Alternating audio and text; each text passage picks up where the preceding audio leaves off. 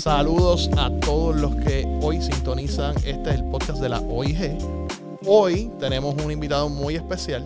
Este invitado fue director ejecutivo de la Oficina de Ética Gubernamental. Es profesor en la Facultad de Derecho. Su nombre es el licenciado Irán Morales Lugo. Saludos, licenciado. Bienvenido. Saludos, Dani, y gracias por la invitación. Qué bueno tenerla acá. Licenciado, ya que lo tengo aquí, le puedo hacer esta pregunta. Hace poco celebramos aquí en la Oficina del Inspector General 5 años. Es una agencia, lo que yo creo que es una agencia joven. Puerto Rico, la mayoría de las agencias tienen más de 50 años. Algunas otras tienen 20, 25, pero ver una agencia que cumple sus primeros 5 años es ver una agencia joven. La inspectora general escribió una columna en El Vocero, no sé si tuvo oportunidad de verla. La leí. Exacto, y ella en esa columna, la inspectora, que ya la comentó aquí en el episodio, ¿verdad? En el primer episodio de este podcast, que fue con la inspectora, ella la comentó y dio su insight de esos primeros 5 años y todo ese tipo de cosas. Pero yo quisiera a ver si usted nos puede proporcionar una mirada integral, como diríamos, desde afuera, de la oficina del inspector general y cómo ha penetrado la cultura de esta agencia en el quehacer público del país. Sí. Bueno, yo pienso que para atender esa invitación que me hace de una mirada externa, yo creo que es importante mirar la experiencia internacional que ha quedado documentada en 2 convenciones. La primera convención es la Convención Interamericana contra la Corrupción y la segunda convención es la Convención contra la Corrupción, que está o es supervisada y administrada por la Organización de las Naciones Unidas. La primera convención que establece la supervisión del desarrollo de las distintas iniciativas en esa convención la supervisa la Organización de Estados Americanos. Yo tuve el privilegio de estar 7 años como parte del comité de expertos que tiene la responsabilidad de asegurar que los estados partes de esas 2 convenciones cumplan con el mandato establecido en esos tratados, pues son tratados internacionales. Allí Estados Unidos es parte del tratado, Puerto Rico no lo es. ¿No? Que Estados Unidos participa a nivel del gobierno federal, repito, como parte de uno de los estados. Traigo estos 2 instrumentos normativos porque allí se recomienda el estado del arte para la prevención y el combate de la corrupción pública y privada. Y una de las recomendaciones es precisamente el fortalecimiento de la función de la auditoría interna en el gobierno. Y en ese contexto, la creación de esta oficina, como todos conocemos, hubo una primera ley que luego fue derogada, luego la segunda ley, que es la ley 15, que es la que hemos desarrollado, crea un andamiaje sustentado en la autonomía administrativa, fiscal y operacional, centraliza la función de auditoría en la oficina del inspector general, y cuando uno lee la exposición de motivos indica que esa iniciativa legislativa responde a asegurar una mayor independencia de criterio por parte de aquellos que intervienen en la auditoría interna, de manera tal que no estén sujetos a ningún tipo de presión al momento de ejercer tan delicada encomienda. Una pregunta, licenciado, porque es interesante que usted lo presente así, lo presente de esa manera, y a veces vemos cómo personas todavía se adhieren al antiguo orden de las cosas, donde antes las agencias tenían los auditores internos. Y yo creo que me es interesante que usted parta de documentos normativos y de conversaciones que incluso son internacionales, donde se llega allá a un consenso de esta es la manera de hacerlo, y sin embargo, en el país, pues, independientemente esos consensos, vemos resistencia.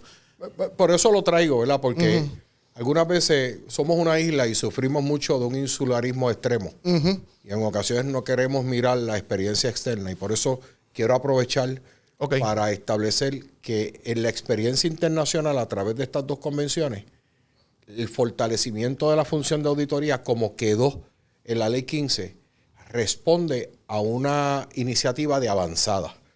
Y en ese contexto, ¿verdad? Tengo que compartir con la audiencia que me parece que crear esta institución representó un paso trascendental porque ¿qué era lo que teníamos antes?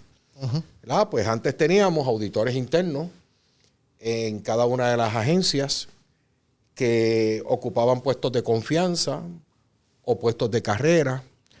Las unidades de auditoría interna tenían poco personal, respondían directamente al jefe de la agencia, particularmente el director de la unidad de auditoría interna, y todos sabemos que responder directamente a la autoridad nominadora conlleva unos riesgos psicológicos. Claro. De que posiblemente podamos perder el empleo o tenemos que ser cuidadosos,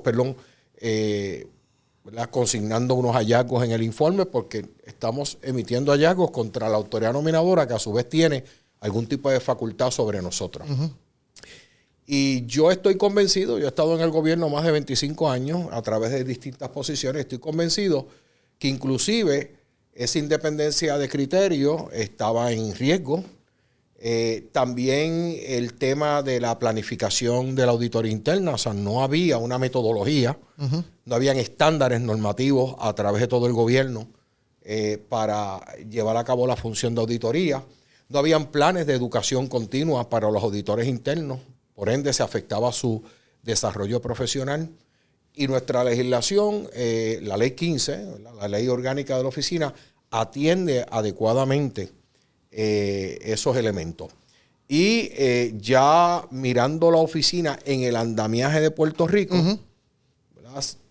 Me parece que viene a añadir valor a la función pública en tanto y en cuanto, ¿verdad? Todos sabemos que la función de auditoría tiene un valor añadido de consulta, un valor añadido de identificar situaciones que se aparten de la ley. Y me parece que complementa preventivamente, desde la óptica preventiva, la aspiración a tener una sana administración pública. Hay un componente de esta oficina que tal vez lo más que suena es el aspecto de la fiscalización, pero por ejemplo aquí cualquier jefe de agencia o jefa de agencia puede solicitar una consulta. Correcto. Al área de asesoramiento. Puede solicitar apoyo cuando esté redactando sus reglamentos, sus normas, sus controles internos en su más amplia conceptualización. Puede llevar a cabo reuniones con nuestros funcionarios para, de nuevo, atender cualquier situación que esté ocurriendo en la agencia. Podemos asistir a las agencias en canalizar cualquier hallazgo. Cuando se emiten informes, se hacen planes de acciones correctivas que van dirigidos a corregir cualquier situación que esté ocurriendo en la agencia. Y eso es un valor añadido también. O sea, que son componentes preventivos que también. Son todos componentes preventivos. Por supuesto, la ley tiene un componente de fiscalización, que todo aquel que sea parte de la ley, pues ciertamente la oficina tiene autoridad para investigar, auditar, sancionar, imponer, repito, multas en casos de algún tipo de violación. Pero fíjate, Daniel, yo te puedo asegurar que he tenido el privilegio de estar aquí casi los 5 años en que esta oficina se ha desarrollado. Y te puedo asegurar que la aspiración en realidad de la oficina primariamente es colaborar con el gobierno en asegurar que se tienen los controles internos que eviten situaciones ilegales. Yo a título personal estoy convencido que ya cuando tú tienes que sancionar a un servidor público, que esto sale público, valida la redundancia, la reputación del gobierno se sigue lacerando.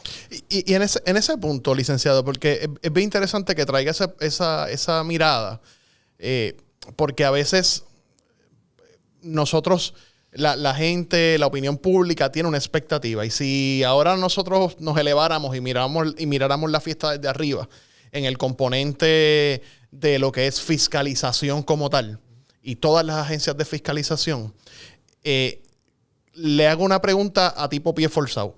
¿Qué cultura queremos contra la que tenemos ahora. O sea, nosotros tenemos una cultura de fiscalización en Puerto Rico que es de una manera que a lo mejor usted la puede describir mejor.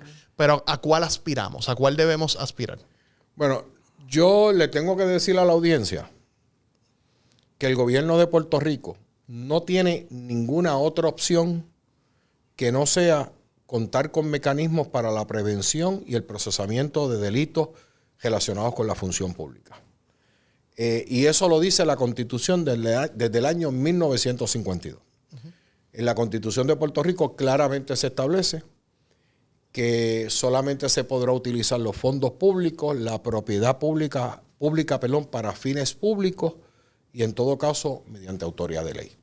Y a base de esa disposición de rango constitucional, el gobierno debe y tiene la responsabilidad de contar con un andamiaje, debo decir que asegure que aquellos que ostentan el poder público y la discrecionalidad lleven a cabo sus funciones de manera correcta. Y en ese contexto, el Poder Legislativo ha creado un andamiaje de entidades fiscalizadoras que unas se complementan con las otras.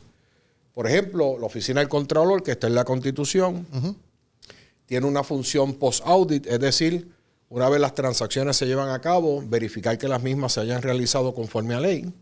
Tienen la Oficina de Ética, que promueve una cultura de ética y valores al momento de tomar decisiones. Tienen la Oficina del Inspector General, que está más bien focalizada en el tema de la auditoría interna como valor añadido. Tienes al Departamento de Justicia y distintos componentes internos que se encargan del procesamiento de la conducta delictiva e instrumentar acciones civiles para recuperar bienes cuando se cometen actos de corrupción.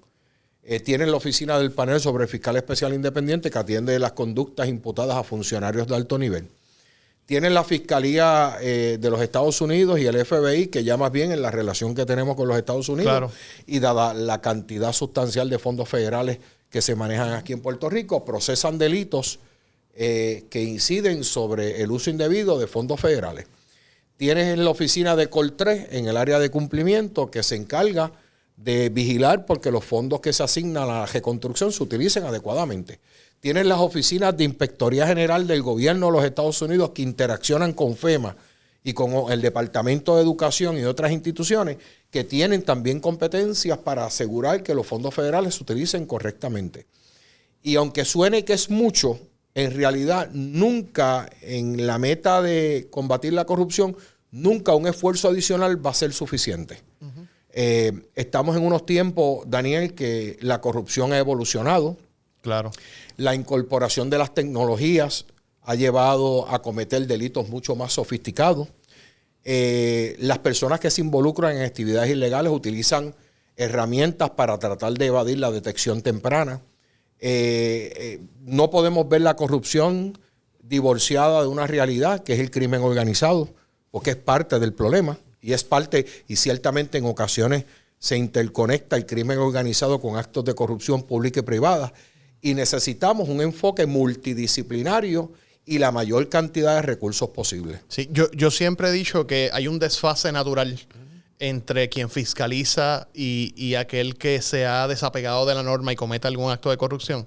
Y es que el que comete un acto de corrupción, pues hizo su esquema, pero no se dejó llevar por una guía, una norma. Nosotros, los que fiscalizan, las agencias que fiscalizan, tienen normas. Tienen que apegarse al debido proceso de ley.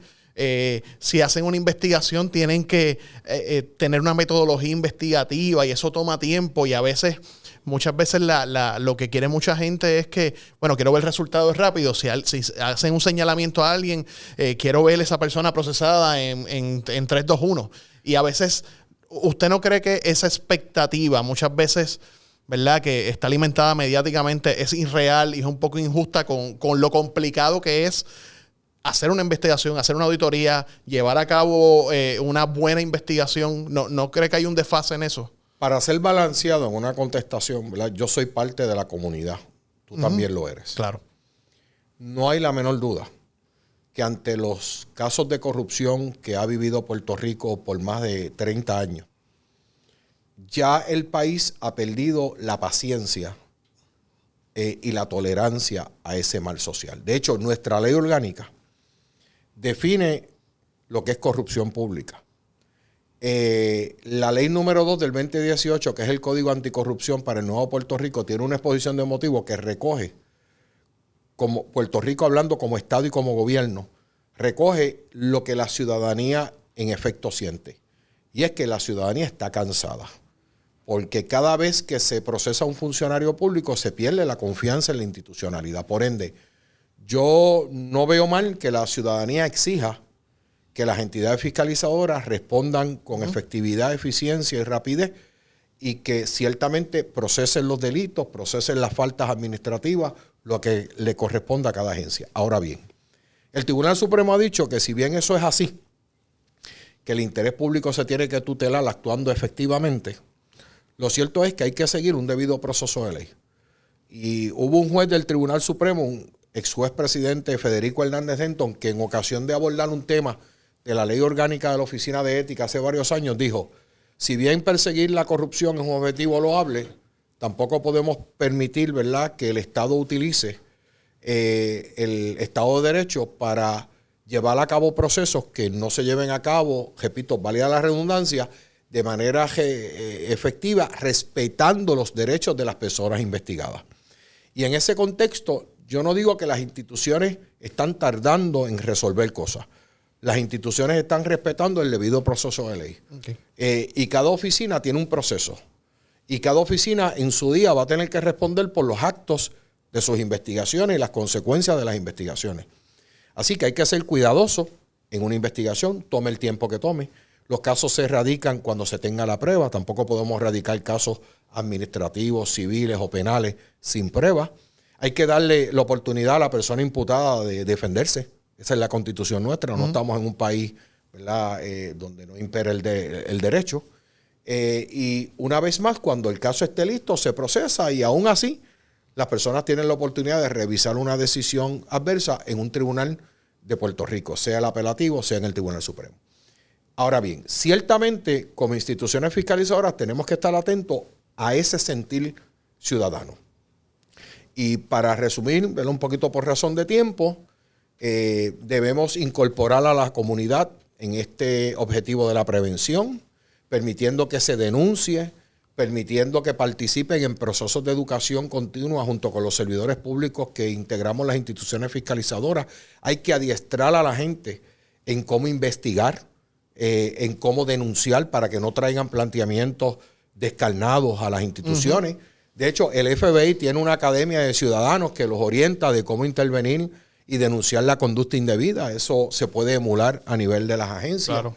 Se puede fomentar el periodismo investigativo, se puede fomentar los observatorios donde grupos de ciudadanos observan procesos y denuncian la conducta ilegal, porque si no nos acercamos al ciudadano común que no tiene la responsabilidad directa de fiscalizar, no va a entender el alcance de la complejidad del problema y mucho menos cómo establecer denuncias que puedan ser efectivas.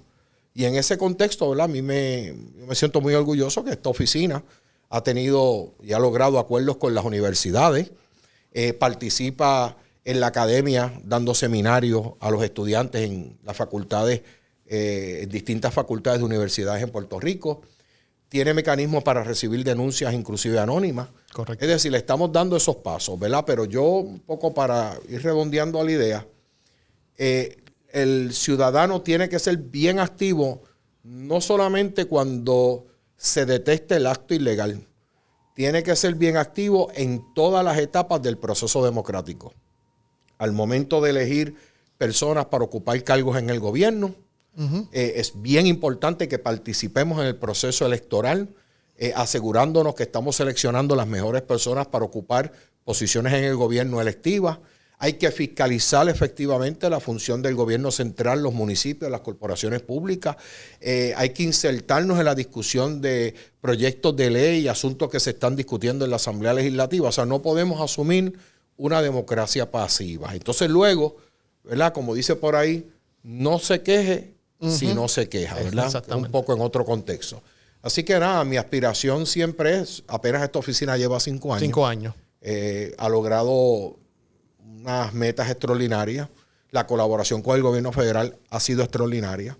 Y me parece que es una buena oportunidad esta iniciativa que estamos llevando a cabo para llegar a ese ciudadano. Claro, esa es la idea. Que se nos pueda unir en esta gran misión que tenemos. La idea de este espacio es eso mismo. Es dar, yo creo que hay que darle la cara al ciudadano. Correcto. Esto es parte, y no podemos abstraernos de que el ciudadano ahora también vive en las redes sociales y en las plataformas. Y donde quiera que haya un espacio, pues yo creo que hay que ocuparlo. Definitivamente. Licenciado, muchas gracias por su tiempo. Gracias por estar aquí. A todos ustedes, gracias por sintonizarnos. Gracias por estar aquí con nosotros. Pueden buscar este y otros episodios en las diferentes plataformas de su predilección, buscarnos en redes sociales y en la página cibernética de la Oficina del Inspector General. Muchas gracias y hasta luego. Muchas gracias.